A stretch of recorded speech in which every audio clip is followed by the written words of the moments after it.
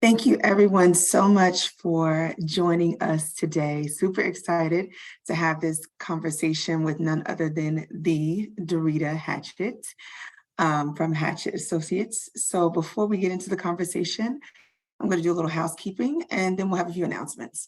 So I ask that everyone keep their phones on mute or whatever device you're on mute throughout the conversation. Feel free to drop questions in the chat anytime. Definitely going to leave an opportunity for those to get asked.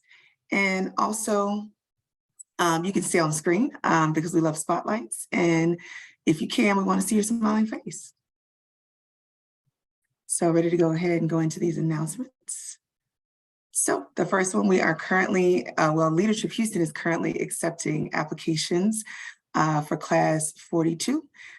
Please share that with your networks. They're due on next round of interviews, has passed, but make sure they get those applications in. Next slide. All right, Randall Rojas, a member of Lift Funds Advisory Board. Keep up the great work, Randall. Next slide. Read to the Final Four activities. So our guest of honor today, over the last few months, Dorita has organized a series of reading themed events at many elementary schools, area elementary schools, and some of our folks volunteered. And then congratulations to George becoming Metro CFO. Next slide. And the Houston Marathon, congrats to, Reese, one of our runners is on the call today. Timmy and Sergio, and those that came out to support Kavi, Dorita, and David. Next slide. If you want to put in a little sweat equity with Randall on a playground, we have the information for you to sign up to work on that play space.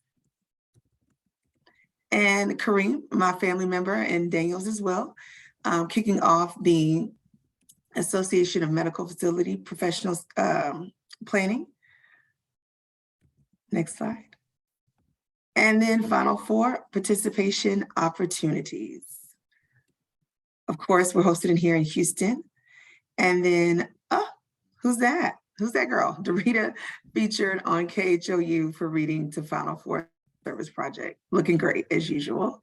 And then congratulations to Dr. Rima on her recent appointment to the World Chamber of Commerce, Director of Internships and Externships. And Ada being spotlighted for her community service work at Coca-Cola. And Pat Rump, another classmate of ours, the 100 Black Men Initiative, is being hosted on February 18th. And then a cute picture from the Ginger Kale social at the zoo. And then if you have not already, please complete your LH alumni surveys. And happy hour is coming up on February 2nd, and those details will come out from David or Ramit. All right, thanks.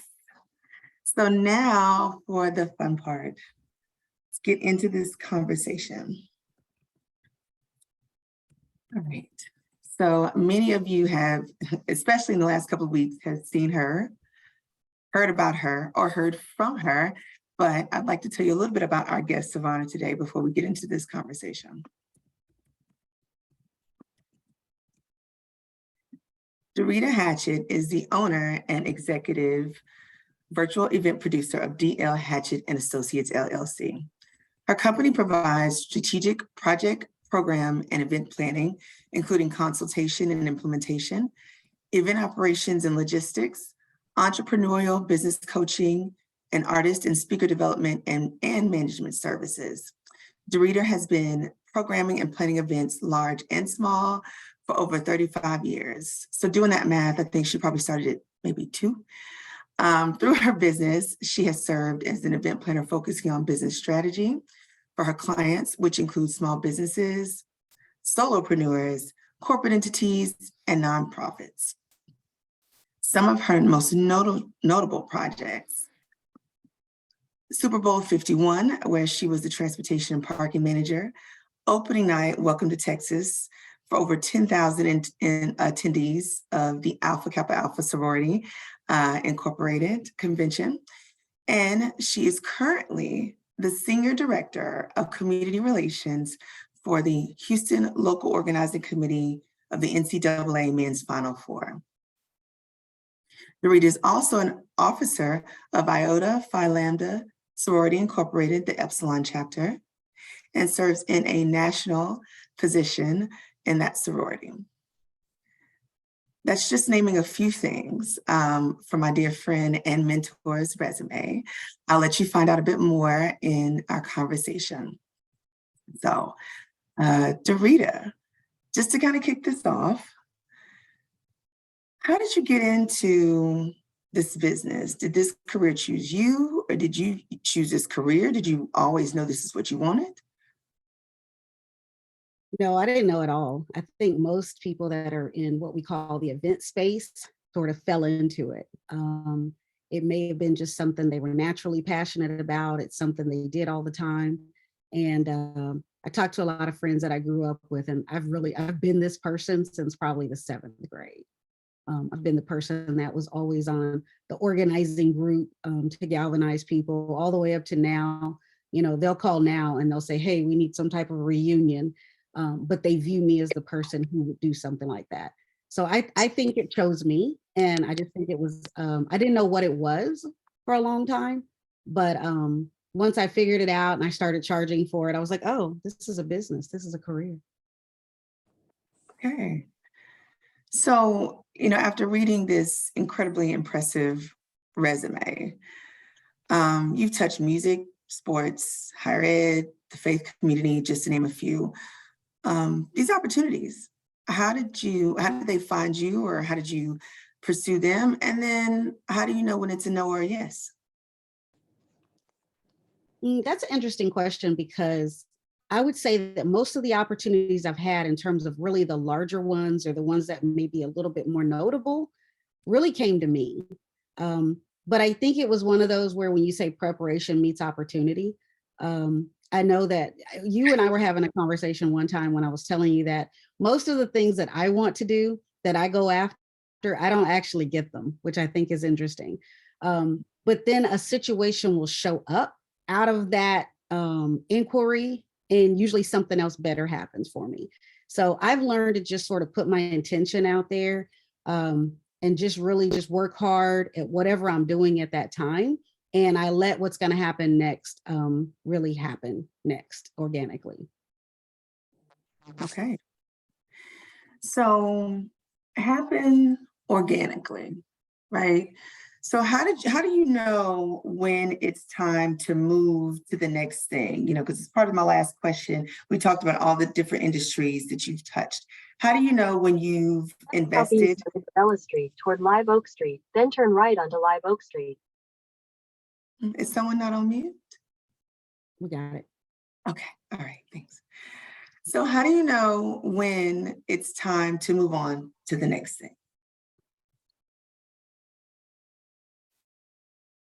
Really, I just know. And sometimes the opportunity just presents itself. And it's not that I know it's time to move on, more than I know sometimes it's an opportunity I need to take. And so there are several major things I had, like with the parking and transportation with the Super Bowl. I spent a lot of time looking for opportunities to get into the Super Bowl from the event space, and it wasn't happening. Prior to that, I was the outreach coordinator for Metro Rail on the last line that we have on Capitol and Rust, the purple line.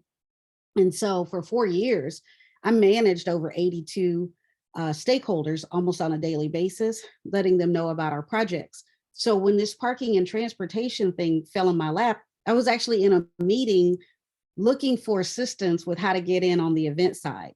And it turned out that what they needed for parking and transportation was someone who knew the downtown community and who knew all of the parking people, so that they could do a lot of restructuring of where all the parking was located, and the transportation to get people to work and people into their volunteer positions.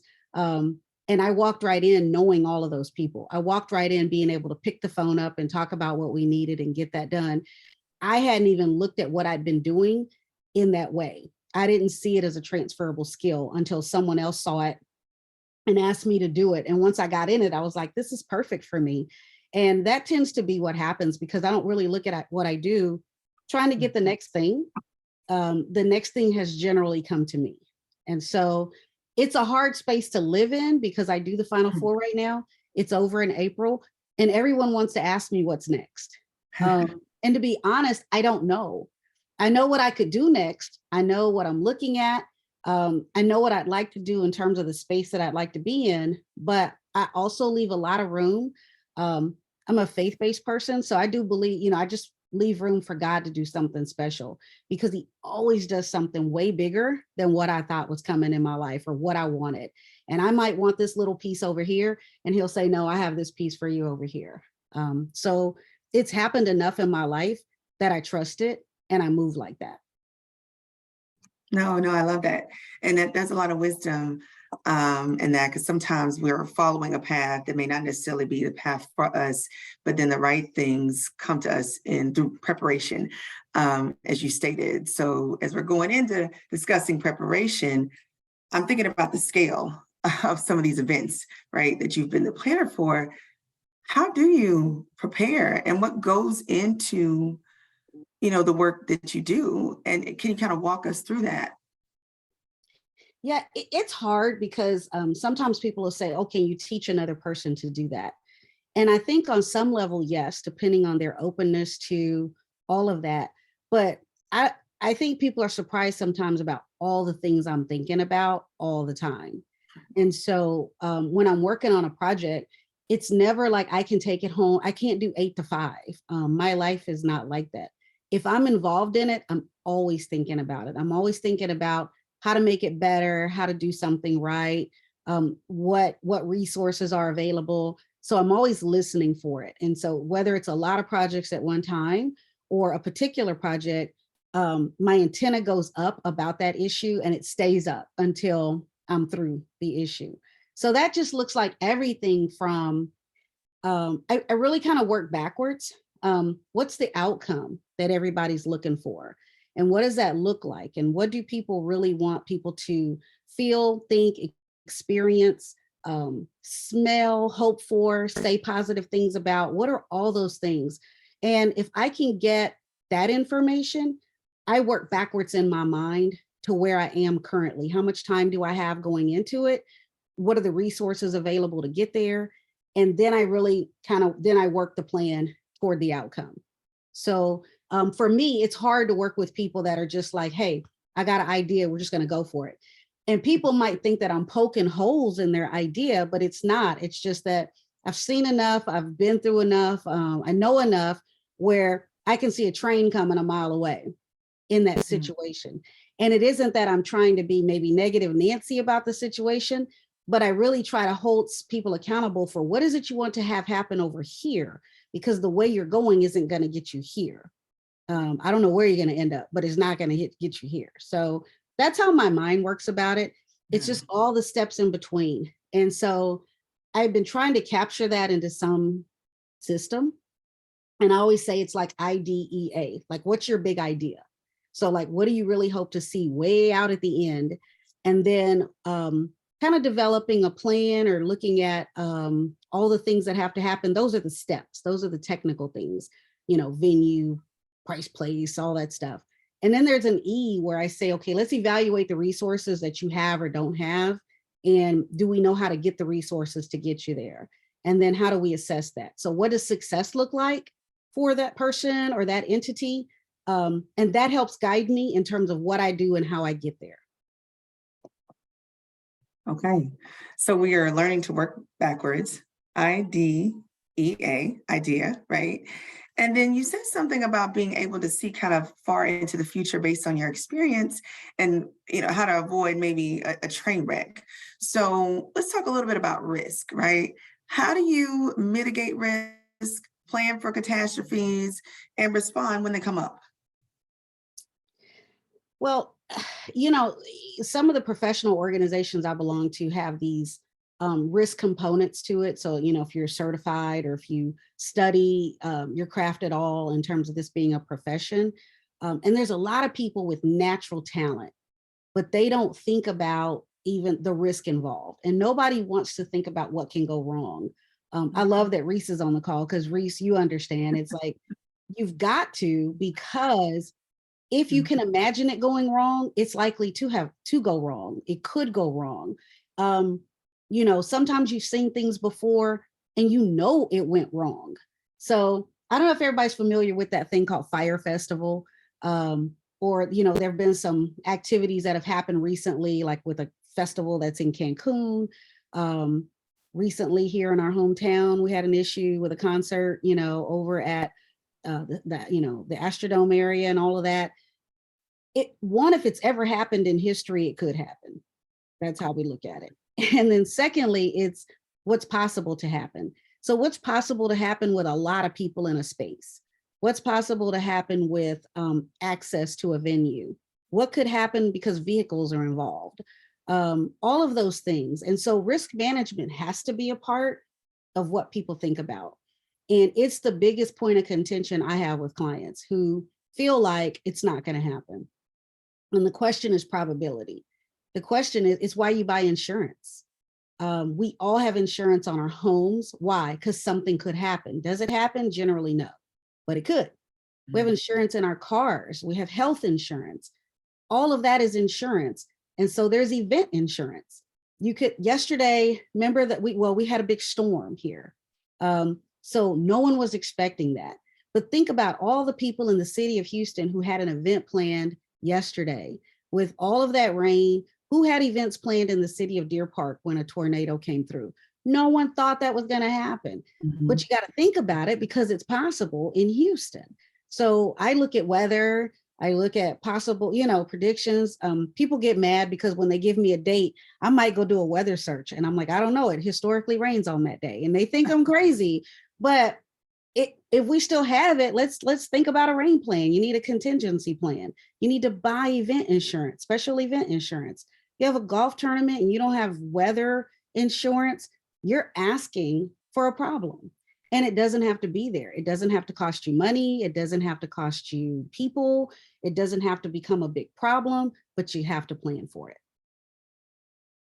No, I love that. I think, I'm just listening to how you go into these events, and it sounds like you have to balance between looking at a high level scope, right? What's in the future, what could go wrong, and then also, the minute details about the experience of the attendees. How did they feel? What was the temperature of the room? How was the sound system? All of these things that go into these plans. So I know I'm amazed at the number of people who will put on an event in June, July, and August in the city of Houston, and they don't have a plan for the heat. Like, that's crazy. You got an outdoor event and there's no heat plan. That's crazy. There's no first aid service out there. Even if you don't do the thing, the least you could do is have first aid on site. You can have an ambulance. People are likely to get overheated. It happens. It happens. Yes. It happens. That's an almost, it's gonna happen. Like, that's not likely not to happen. So, those are things that I think about where the average person doesn't. But that's how I try to manage and mitigate risk. No, that's excellent. And I'm chuckling a little bit because I'm remembering some summer events that I attended where I probably would have been more into the person on the stage speaking, but I was trying to stay cool because there was no plan to deal with the heat. So it really detracts when you don't manage those things properly. It detracts from the success of the event. So we all know you're a superstar. Everybody on this call has gotten the opportunity to experience you in one way or another, but even superheroes like the Avengers have a team, right? So your team, how do you build a team? What do you look for in talent when you're recruiting folks to work with you? I think people who are, first you hope that you're able to get people who've had a little bit of experience in these areas. And then I think in the event space, people use the word event very loosely, but an event can be anything. An event can be 2 or 3 people gathering for something all the way up to thousands and thousands and thousands of people doing something together. And then there's different styles of events. There's social events. That could be grandma's 90th birthday party. weddings, social events, there's corporate, there's meeting planning, there's special events for maybe large scale projects, festivals. There's people who do stilt walking. There's so many things under this thing we call events. So sometimes it's about knowing who's in the business that specializes in certain things. I'm not a big decor person. I'm not a person you want to call if you want me to build you a winter wonderland. Like, that's just not my thing. No balloon arches? But I know who does it well. So I know what I want it to look like. I know what's good. I know what's not good. I know who's good in that space. So it depends on everything that's required of the event to go out sometimes. And I do my business really with contractors because sometimes it's not all the same. And so when you hire people, sometimes people get what you want to give them because that's what you can do. It's what you can provide. And I usually will build my team around the project. And so what's needed on the project. And so people who are completers, because there's a lot of people with a lot of good ideas, but they don't know how to make their idea come to life. People who are organized in the way that they can find their information, people who can retain information, people who are flexible with thoughts and ideas, because sometimes things change rapid fire. So when people are very stickler, like, oh, you have to tell me 6 months in advance, that's a whole different person. That works for some people. It doesn't work for my clients. My clients are people who might have something major in a couple of weeks. And so having an attitude of flexibility and an attitude of being resourceful, those are what I look for on a team. Okay, so any of you that are looking, that have the experience that Dorita was speaking of, take note, right? So let's talk a little bit about these ideas coming to life. You said you hire finishers, right? So we definitely know that you're a finisher, but can you talk to us a little bit about, you know, maybe one of your best ideas or events that came to life? Ooh, and why was it? You know, in my mind, I think they're all pretty decent, but I love it. I don't know. I think what I love the most about what I do is that, and it's been hard for me a lot because I have excelled in the behind the scenes spot. I love it. And what I really do always in what I do is I'm always serving someone else because it's their event. When you're a producer, there's always someone else. It was their vision, their thought, their idea, their plan, their big thing. And so I excel at capturing that and figuring out how to make it come to life for people and how to give it breath. And so now I'm in a space in my life where I'm actually having my own ideas about things that I want to produce. And so it's a different space to be on the other side of it. So I don't have a particular one that I've just loved, but what I've loved about what I do is really capturing the essence of what somebody wants to see happen and make it happen as the way they wanted it, or even better than they even could have thought that it would happen. So I've done a lot with starting people's organizations, say nonprofits. I help them form it, build it, put the programming together, put the structure together, you know, help them with figuring out how to hire for it. I don't particularly like to build things and stay forever. I really look to build something and get out. I like end dates. I like deadlines. I like projects where I know at one particular point in time, this is over.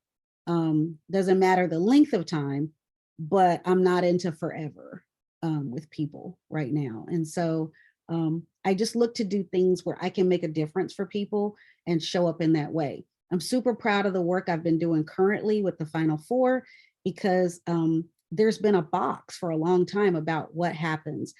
There's a list of things that you should do. And I got in there and said, can I do some other things? Are you, do you want to elevate this? Would you like to see some new things? And they said yes, and my team has over-delivered. We could have easily come back this year and done one school district, easily. And we would have done well, and it would have looked good, and our numbers would have been great. But everybody laughs now because in the time they were all saying, okay. Now they're all telling me how crazy they thought I was. When I stepped in, I said, well, this is the Harris County Houston Sports Authority. Why are we not inviting the county? Why would we just go to HISD? So I invited 47 school districts to participate. And I didn't know at the time that everybody was like, ouch. So 11 signed up, but 11 is more than one. Absolutely. And so I've spent this time creating relationships with 11 different personalities who represent 11 different structures who do things 11 different ways. And they're all on the same page right now. They're all doing this program. And as of 2 days ago, those students in those programs logged 29.5 million minutes of reading. That's amazing. No one's going to catch us in any future year. And that's what I'm really proud of, is that we built that and that we convinced people and gave them a process they could use to build something that's really going to have a lasting legacy, both in the NCAA, but then between all of these districts and the students that they serve. So it's a couple of things that I heard in that response, Dorita. One, applause for those millions of minutes for those students reading. That's amazing. Number two, it sounds like you kind of bucked the system a little bit, by speaking up with your idea. And we all know an idea sounds crazy until it's done, right? And you were able to execute on that. But I want to talk a little bit about legacy. I heard you use that term in your last answer. What does legacy look like for you and your business? And what are you doing to lay that foundation? Well, I think the minute I realized that the reason I'm not a great employee is because I'm always trying to change the system.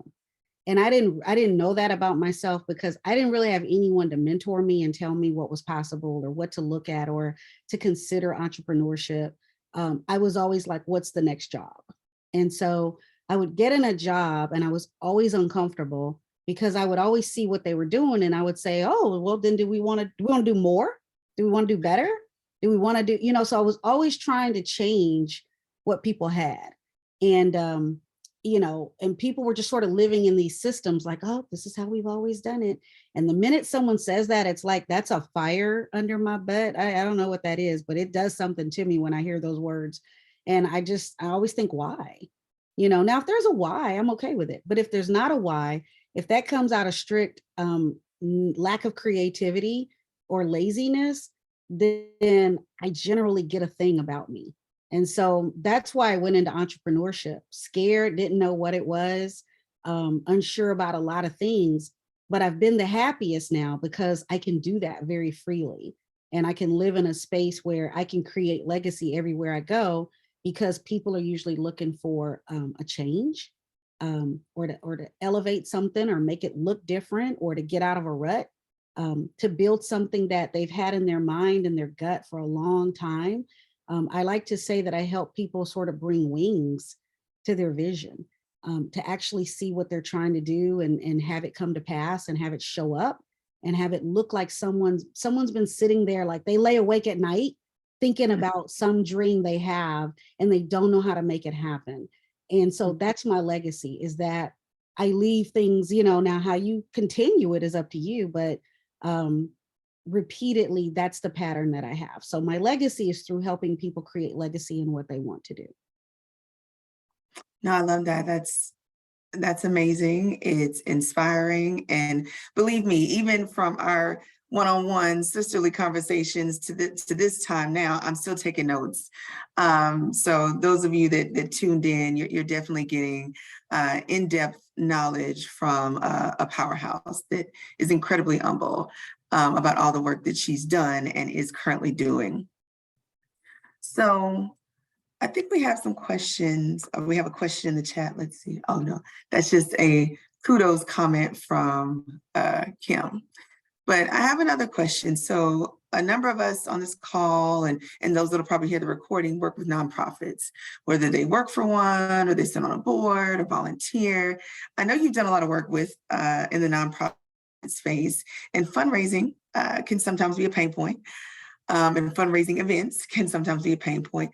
How have you coached them for those events to be successful and had some maybe tough conversations with telling them they're doing a little too much?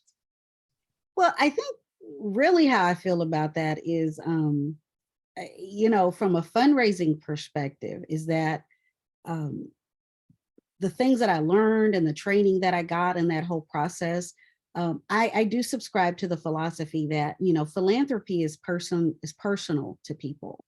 Um, and I went to this class and they had big buttons on day one that said, it's not about me. And what that means as a fundraiser is that we have a job to do. We have money to raise. We have things that we have to do, but it's not about us. It's not about that.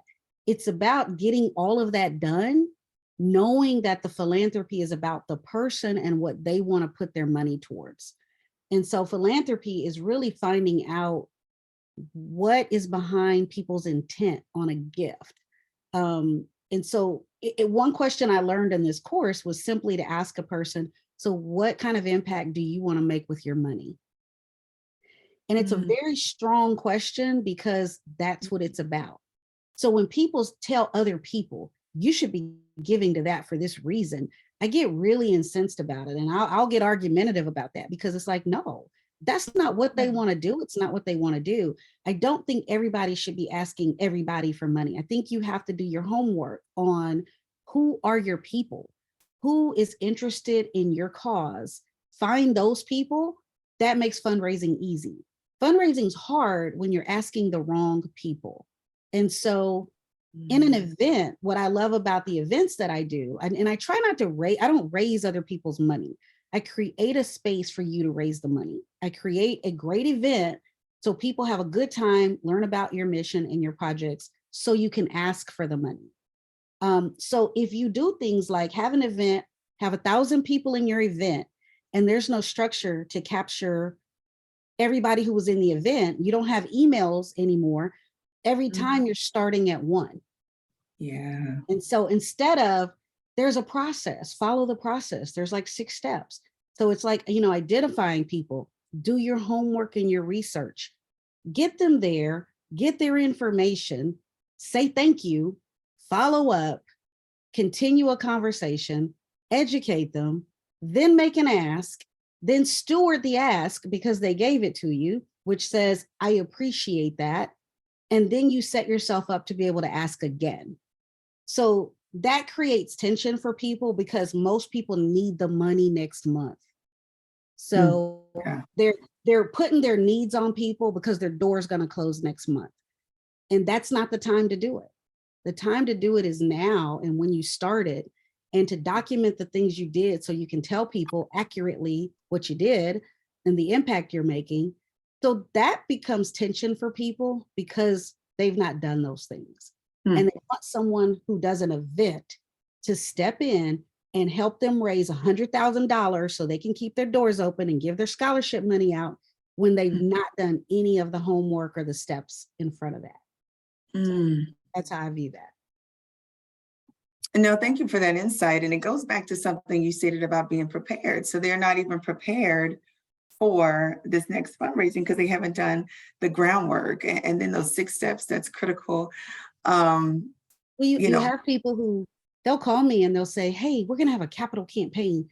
And you don't even have a list. You're not ready for it. That's not a capital campaign. What you need is a lot of money. That's what you're saying. And so it's getting them to understand where they really fall in the process and what it takes for where they're at.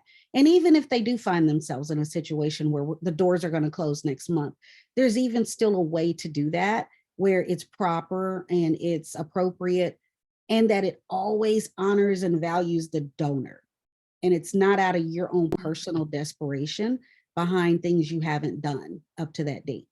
There's just a way to do it. And so I don't take on a lot of people with fundraising anymore like that because I was attracting a lot of these little small groups that they don't care. They're just out there and they just ask anybody for anything and any old kind of way. And they want the Winter Wonderland too. Yeah, I don't have my name. I can't. Yeah.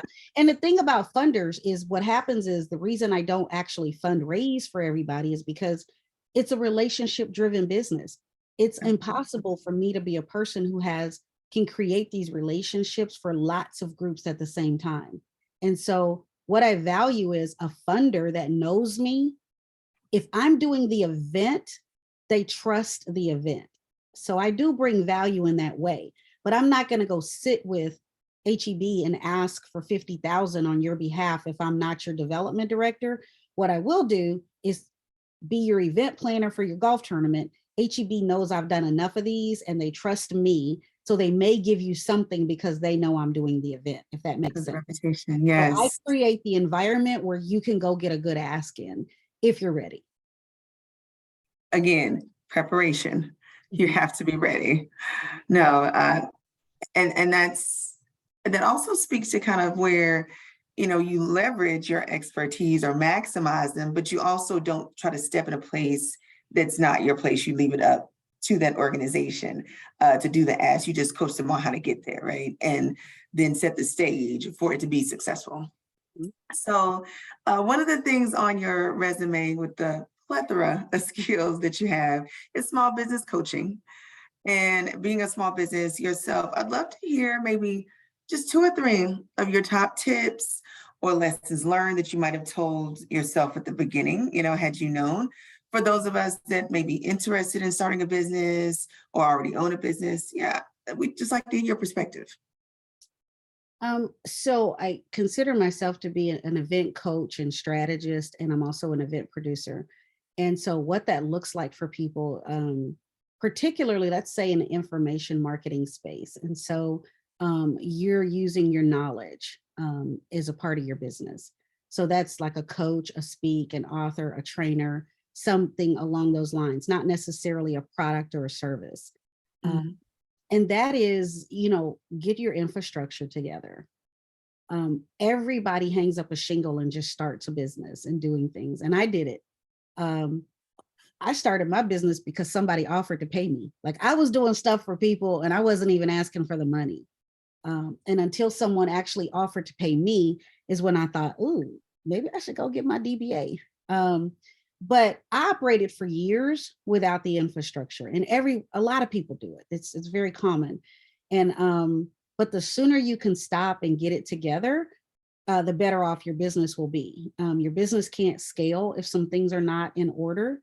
And it's always better to do things when you don't have much, even with a nonprofit. It's better to do a strategic plan when you're not 15 years into it. You know, it's better to, you know, as a business to get a certification before you have some, you know, complicated books and now you can't even get the application together. So I would say when you start your business is whatever those business things are that work for your business is take the time to get those things done so that you can work on your business and, you know, not necessarily in your business. So when you start and you're a solopreneur, you have to do all the things. You do the accounting and the marketing and yep, you got to do them all. But you got to find time to make sure that your infrastructure is together, because the more you grow, it'll catch up to you eventually. What you haven't done in your business will catch up to you. Okay, so what you haven't done will definitely catch up to you. So as we kind of round out our discussion, I did jot down some nuggets, and then I have one more question for you before we go to questions from the audience. So some of the things that I pulled from our conversation today is do it afraid, be prepared, finish it, stay prepared, and be intentional with the things that you do and do your research before you step into doing something, right?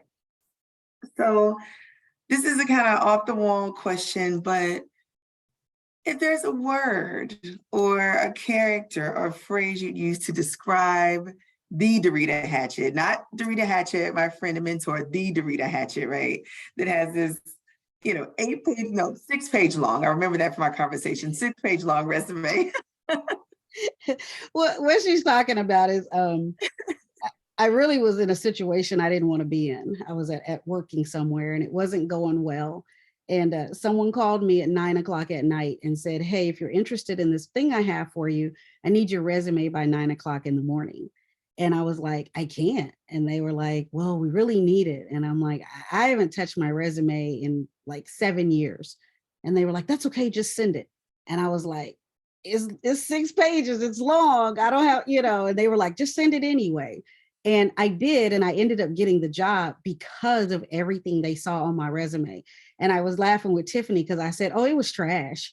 I mean, it was just because I just was keeping up with everything I'd done and all my projects, and I just kept adding to it. And I figured one day I'd go in and fix it, and so I had to send this 6-page document, like a portfolio of my life or something. But it ended up getting me the job, and so I learned a lot about myself because I would have self-edited and probably knocked myself out of the running for that position. So sometimes the things you think aren't the things you're supposed to do really are the things that you're supposed to do. No, I love it. I love it. And how do we get to that, your moniker or the nickname or the description for yourself for the Oh, my avatar. Yes, your Oh, avatar. my avatar is an octopus.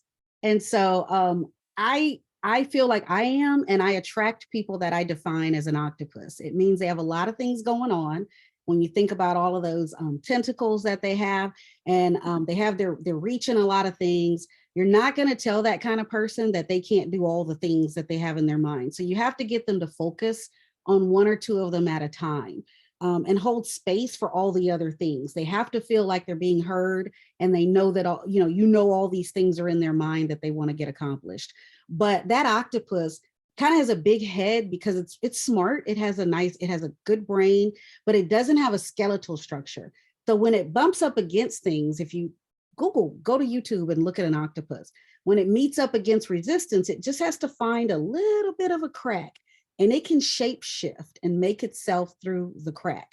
And I feel like I'm that way. You give me a problem, you give me a situation that nobody can really see the outcome on the other side, and I can get there for you. I can figure something out that'll get you there. So I feel like I'm that way, and I attract people to my business that are that way. And we're alike in that respect. But when all the tentacles are flowing in one direction, it's a very smooth, beautiful creature. And sometimes it can be all chaotic. So that's me. That's my avatar. I would agree. I would definitely agree. And I love the analogy. We had a couple of plus ones in the chat that loved the analogy as well. I saw some nods too on screen. Because basically what you've described during our conversation today, you've had to be nimble, but also graceful at the same time in all the things that you've done. So I'm going to, thank you. Thank you so much for sharing your knowledge, the time, and just sharing you with your classmates. We truly appreciate it. And now I'm going to open up to see if we have any questions. I didn't see any more in the chat because you're thorough, Dorita. So did anybody else have any questions? Well, I'll give them a sec. Oh, did you have one? Somebody have one? I was just going to ask the Miss Wonderful Dorita how she finds time to balance all the things that she does and being an octopus in her professional life with also being such an awesome and supportive person and all the people in her personal life. Great question. Thank you, Dr. Is that Dr. Gina? Mm-hmm. Hi, Dr. Gina. Well, I don't know. I think in the past, I would have considered myself probably a workaholic in the sense that I always said, I have fun doing what I do. I love what I do. So when people would say, what do you like to do for fun? Well, I'm having fun when I work. So, when I do a festival or something, when the actual festival happens, I'm having a great time. It's fun. I'm behind the scenes. I'm backstage. I'm with artists. I'm doing this. I'm doing that. That's fun for me. I get to travel to do my work. Now that I do like online production, I meet people from all over the world. So I really love what I do. So that's always been a hard question. Like, what do I do for fun? But I've tried to build some balance in there. Part of my balance comes because I didn't have a family. So I don't have children. I don't have to balance going home to anybody. And it's probably the biggest reason I don't get a dog right now, because, the dog makes you have to make decisions and get home and take care of that. So a lot of my family's passed on. They're no longer living. And I had to make some intentional choices maybe 6 or 7 years ago that really my friends and my circle, they're my family. And so I have to show up for people if I want people to show up for me. And my word for several years was intentional. So I'm an intentional person. I'm an Aquarian, so if I'm talking to you, I like you. I mean, that's just it. No matter what I'm saying to you, even if I'm saying something crazy and you think, what is she saying? If I'm talking to you, I like you. And I'm also intentional. If I'm that's not that I don't dislike people, but if my energy doesn't match, then I just don't really force that. But if I care about people, I try to show up for people, because that's what I need people to do that for me. And I just feel like I have to honor that and be that. And for other people to have them be that for me. And that's Yeah. one of the things I've appreciated most about a lot of the people in this class is that really they've shown up for me. And if I have the opportunity to show up for you, then that's my intention to do that. Very well said. Thanks. Good to see Oh, you. great answers. Yes, and great answer and great question, Dr. Gina. Thank you. I was gonna tell you, Tiffany, my word for the year, you asked me about my word or whatever. Yes. And I didn't have one, but really my word for the year is audacious. And I chose that word because up until maybe 2 years ago, I don't know, my whole worth and all of that was in other people. It was in what I do for other people. And I really never stopped to think about what I want for me, and what would be something in my life for me. And so the audacious is just to be bold enough to ask for what I want for me and to go for things that really matter to me. And so, yeah, that's my word for the year is audacious. And that's to be big and bold about it. And not worry about what someone else is going to think or any of that. And so I do what I do, but I also think about what I'm trying to do and how I'm trying to show up. And so I would normally like not want to do something like today, but this was important for me to do because I'm showing up for myself. And so Absolutely. audacious is my word. Absolutely. Well, I can't wait to see how audacious you are in 2023, my friend. So if it's anything close to what you've already accomplished, it's going to be amazing. And I see a lot of +1s and hearts from that word. So I think a lot of people are going to take hold of that as well and follow your lead on the audacity or the audaciousness, right? So as we start to wrap up, do we have any other questions from anybody before we close out? And I No? think we any promotion, anything people want to share about what they have coming up.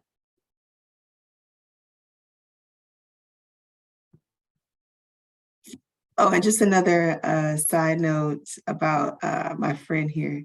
She's hilarious. So this panel is about her, right? She's still working. She's literally sending me notes, like producing the event. So like she can't not be who she is at any time.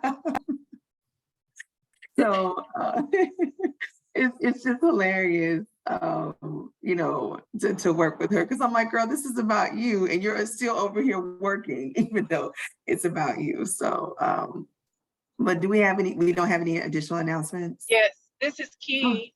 How are hey, Key. you? Hey, Hello, Key. Key. Great job, Dorita. Great job, Tiffany. This has been amazing and informative and inspirational. So I want to say thank you for showing up, Dorita, and thank you for helping her to show up in a way you know she can, Tiffany. This is amazing, and I thank you for this experience. I did want to I wasn't here at the beginning. Sorry, I had another meeting that ran late, but I just want to make sure everyone has received their newsletter about the coming events for Leadership Houston. And the big thing is the luncheon. So be on the lookout for additional information about that. But I'd really love to see Class 40 show out for that, of course, because I'm selfish that way. And if you have any questions, sponsorship materials and all of those things are scheduled to come out around February 1st. So there'll be more information about that. But When let is me the know what you're luncheon, thinking. Key? When is The the luncheon luncheon? is going to be April 6th at 11 o'clock at the Junior League. Okay, I haven't seen it yet, but I'll go look for it. I saw about a survey, Okay, but I didn't see anything else.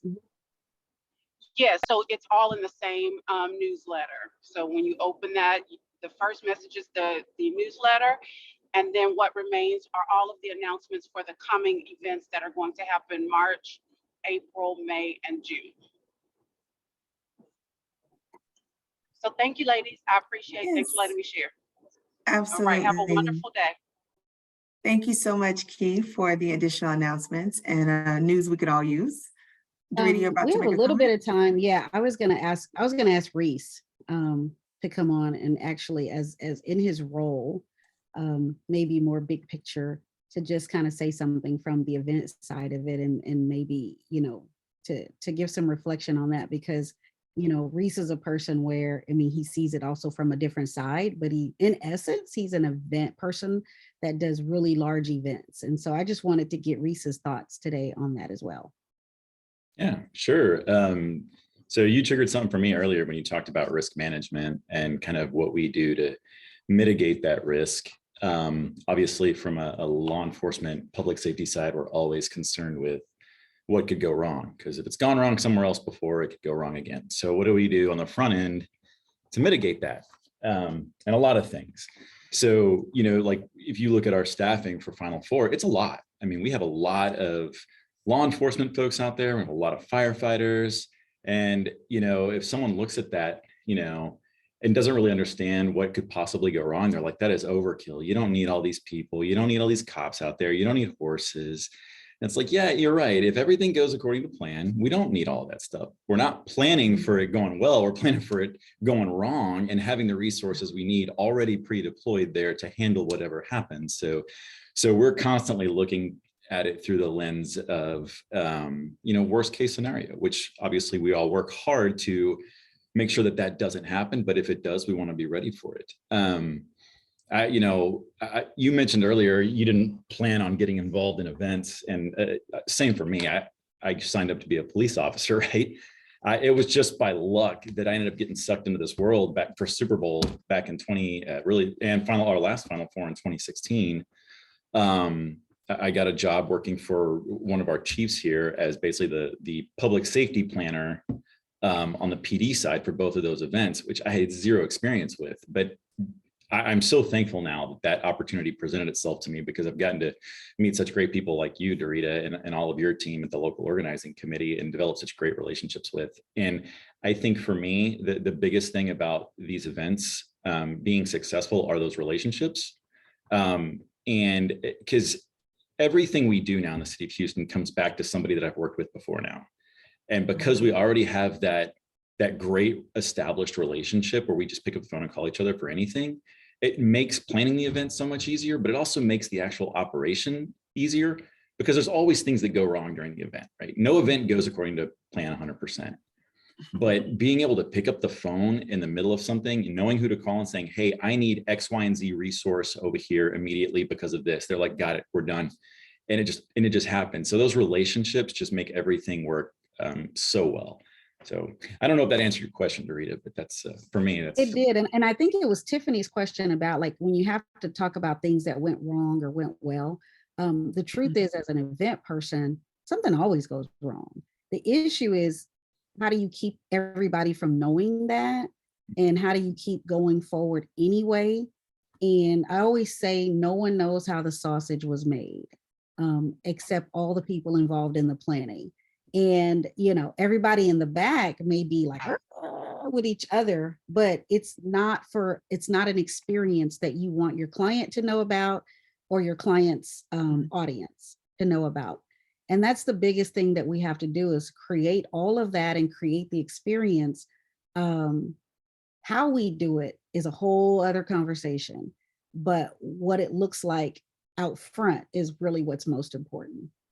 Absolutely. That's really why I loved your octopus analogy, because in the planning and then the operation of that, you really have to have some flexibility. And I'll just speak personally, cops aren't that flexible. And so I've got to remind my team, like, hey, look, folks, you know, we're going to do all this planning and we're going to do all this hard work, and things are going to go off the rails. Just mentally prepare yourself for that now. It doesn't mean what we're doing now isn't important. It's absolutely crucial that we do this, but just plan for things to change at the last minute, and just be okay with that up front and roll with the punches. We'll get it fixed. We'll get it figured out.